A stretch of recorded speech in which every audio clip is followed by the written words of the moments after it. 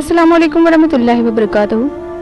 बहुत ही special video होने वाली है आप लोगों के लिए कि अल्लाह ताला के 99 नामों में कौन से ये 3 नाम हैं जो काफ़ी अहम हैं। बहुतों को इसकी जानकारी नहीं है। हर नाम की अलग अलग फजीलत है, लेकिन इनमें से जो 3 नाम है जो अल्लाह ताला के, वो काफ़ी अहम हैं।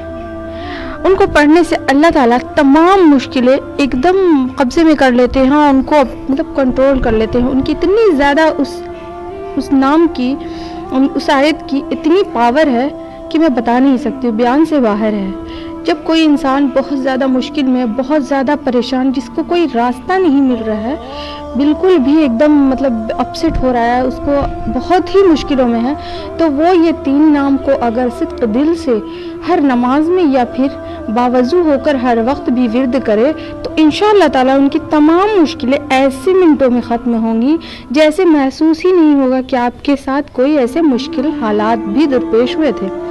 उनमें से सबसे एक जो पहला है वो है अल जब्बार।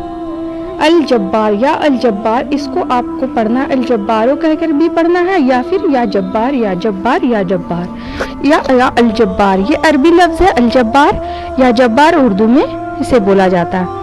और अब दूसरा जो नाम है वो भी बहुत ही पावरफुल नाम है। उस नाम की, उस आयत की इतनी ज़्यादा पावर है, वो है अल क़हार। अल क़हार, अल क़हार।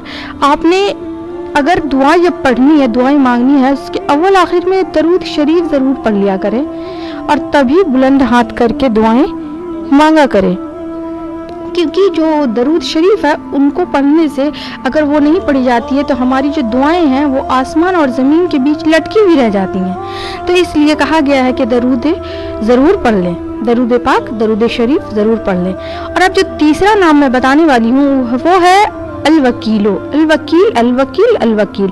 आपको ये 3 नाम, अगर आपके साथ कोई भी ऐसी मुश्किलें दरपेश आए, नौज़ बिल्लाह, ऐसे अल्लाह पाक हर इंसान को आजमाइश में डालते हैं, कोई ना कोई ऐसे मुश्किल हालात आ ही जाते हैं जिसमें इंसान बहुत ज़्यादा परेशान हो जाता है, बहुत ज़्यादा मुश्किल में आ जाता है, उनको कोई रास्ता नहीं मिलता है कि मुझे करना क्या है, किस हालात में मैं जाऊं, कैसे करूं, क्या करूं, कुछ भी समझ नहीं आता है।